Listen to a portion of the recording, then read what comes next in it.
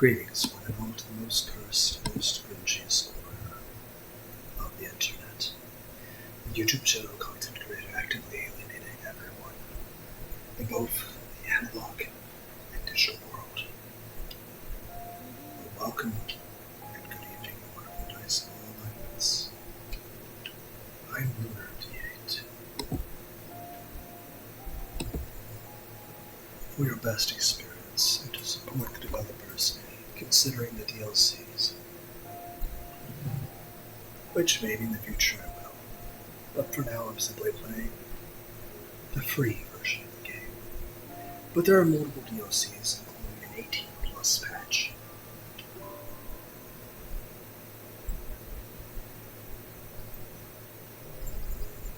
But for now, let's just enjoy the game after all. It's either spilled milk or a puddle.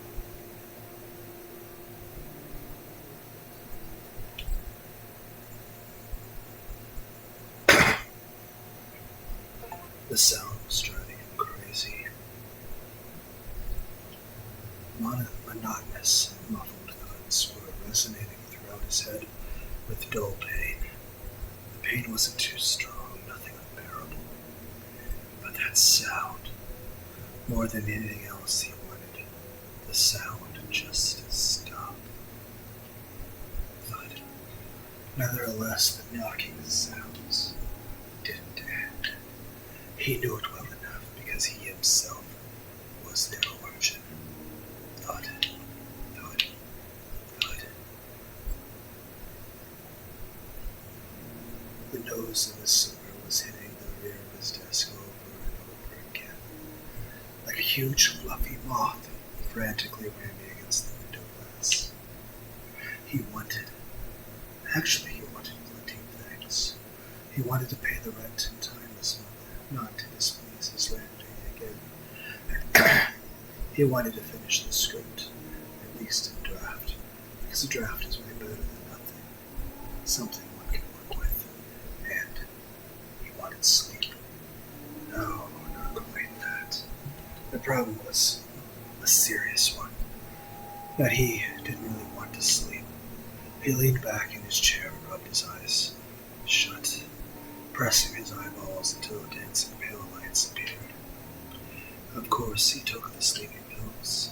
When a healthy 8 hours sleep gives way to a not-so-healthy 5-hour nap and a 3-hour eyes-shut brain that goes away entirely. You stop thinking how this will impact your liver. You just want sleep. You need to sleep, especially if you have already taken an advanced payment for the first part of the gig, and the goddamn text won't just write itself. However, the text could, in fact, write itself somehow. He would probably lose his job. He didn't have any illusions in this regard. As soon as neural networks get smart enough, he and dozens of other ghostwriters will simply vanish into the morning's mist of a new era in literature. He didn't have much of a name or connections, only some skill and a knack to meet the deadlines for the most part. The client was content with this, and he was content with the pay. So everything went well until the pills started failing him. Blam. This time the tech got too strong. His foot jerked and hit the board with a very noticeable pain. He seemed like he even heard his toes crack. He muttered a short curse and rolled the chair away from the desk, although he knew not that his attention was not fixed in the blank text file. The tick should go away by itself. It's funny how the consciousness is detached from the body. He often thought about it, especially while having insomnia. It's like you're working as a team, but your partner starts pulling something. You seem to have common goals, but when all hell breaks loose, you are suddenly left alone with it, and your partner is more interested in watching the fire than fighting it. In the end, you have no idea what's on his mind. Well, At least there won't be any more knocking. Good. The small window at the far side of the room flashed white for a moment. A storm. Now that he thought about it, the day was hot. The viscous, stagnant air filled the room. This, and the barely audible squeak of an overheated network filter. He became sensitive to such things when he couldn't sleep for a long time. Made the entire room seem to vibrate a little, like a cocoon that's about to hatch. Actually, that did sound like a good line. He rolled back to the table and was about to write that thought down, but paused over the keyboard. He remembered the individual words and the general idea, but the sentence had already slipped away. This time the white light seemed to fill the entire room. Then a thunder followed, resembling a low gut roar of something large and vanished. Good Lord. He called to God way too often for someone who never goes to church. Just a habit he inherited from his mother.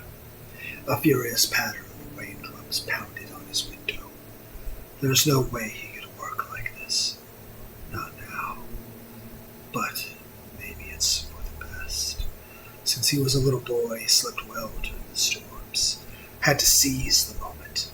He groped for a packer of pills, sleeping. It's nice to have your working tools at hand. Popped the pills into his mouth and opened the window to hear the steady patter of rain. Then he went to bed and collapsed on top of the bed sheets, his clothes still on. He could tell by the sound the water had flooded the windowsill and was trickling down the floor. He decided that was a small price to pay. He felt a pleasant chill of cloth between his cheek. The wavering haze was gradually fading a little, yet the sleep did not come. He tried to take off his shoes, change positions, take a pillow, cover himself, throw the pillow away to the other side of the room. Nothing helped. He just lay there with his eyes closed. And though his closed eyelids felt heavy, he knew it was an illusion. All in vain. He's not sleeping. He can't sleep.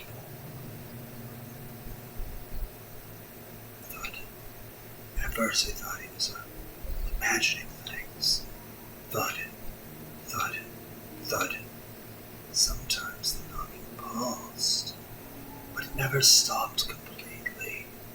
The sound came from below, from the first floor. Someone was banging insistently on the door, and with each thud, he could feel the rage building up like a taut knot of pain around his stomach. He is trying to sleep. Is it really that hard to just leave a man alone? At least at night, at least in the house that he pays for specifically, so that nobody would bother him. He opened his eyes easy, just as he thought, sprang to his feet, and ran down the stairs. Something was boiling inside of him. Halfway to the door, he took a turn to the cupboard and pulled out a baseball bat. He wasn't likely to actually use it. He asked himself if he would, as he reached for the door handle. No, he certainly wouldn't. But he's angry, and he wants the night guest to learn it. What the hell? The rain was still pouring. Or rather, it was actually getting stronger. And his mother would say, and the floodgates of heaven tore open. His mother used to say a lot of things. That was on the list of reasons why he had to rent this overpriced house where anyone could start banging on the door in the middle of the night. A cat, for example. What the hell? He said it again, this time aloud.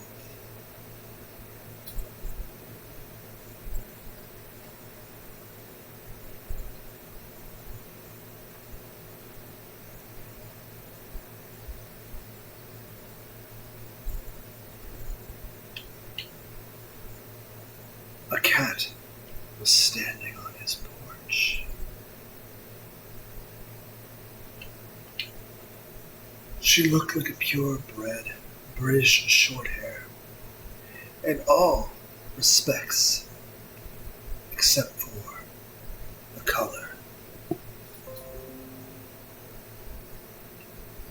Aside from the smoky gray head, it seemed as if she was dropped into a vat of white paint, while her lower part was dipped into a black one. Wet fur clung to her small, rather skinny body, dripping with water.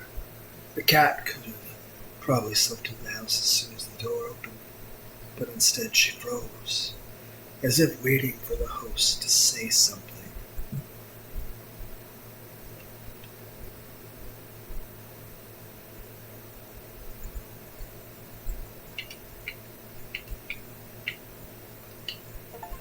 It was cold outside, much colder than one might think.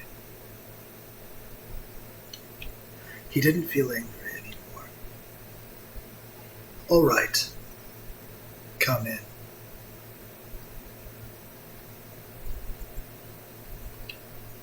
He stepped aside, freeing the doorway.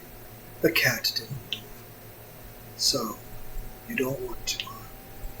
He was about to say fine, then close the door and go back to the second floor and lie on a suffocating half-sleep until morning. But he finally realized what was wrong. The bat. He threw it away, aiming for the sofa, but missed, and the bat clattered on the floorboards. The cat followed into the darkness with her round yellow eyes. The sound didn't frighten her.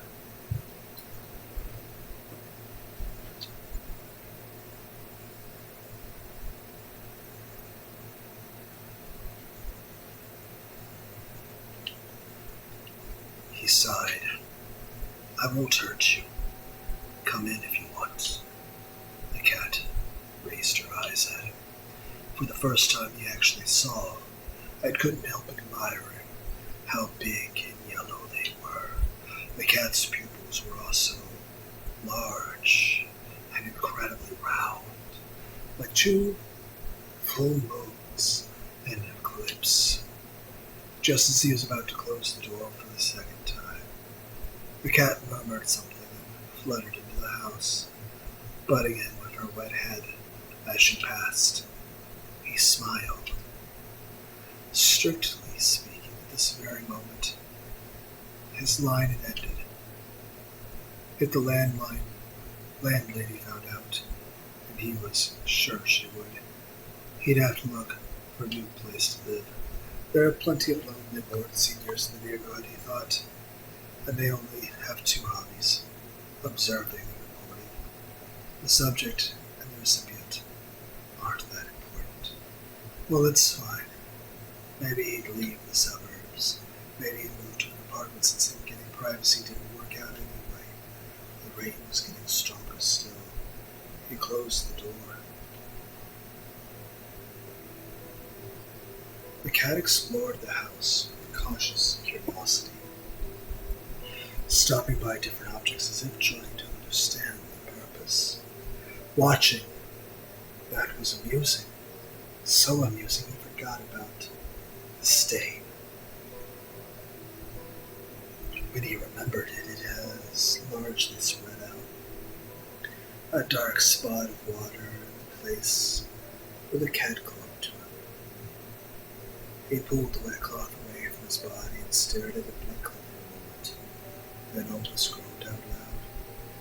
The cat was soaked, so she probably got a lot of dirt in the house. He decided not to turn on the light. He had enough disappointment for the night. Instead, he went to get a towel. "All right, come here." The cat turned her head to the voice and froze in place.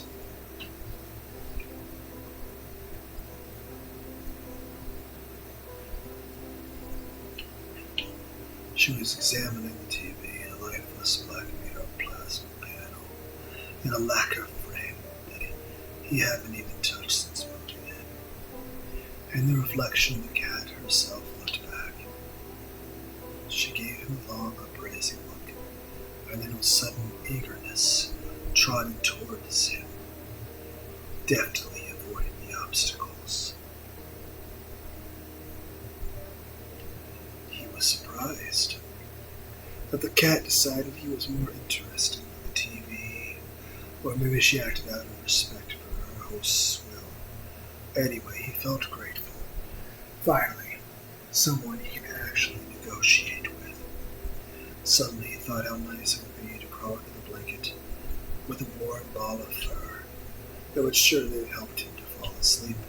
As a child, he had a cat. Gray, huge, brash, immensely ugly, and equally beloved. He often fell asleep hugging him. That does remind me. A lot of times I'd go to friends' houses, people that had cats. The cats usually be antisocial. For some reason, the cats would just come up to me and just start sleeping on me. The cat's name was Timo, and he faded into a June night many years ago. The cat bumped her wet head against him once more.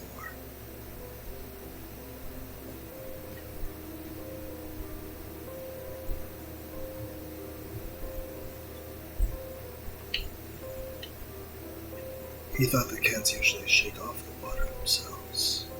That's dogs, usually, but perhaps not always. "Hey, easy there. You're all wet."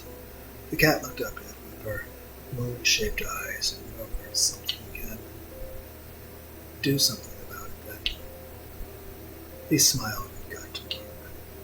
He had to squeeze the fur thoroughly so the towel soon turned into a wet rag. Should he?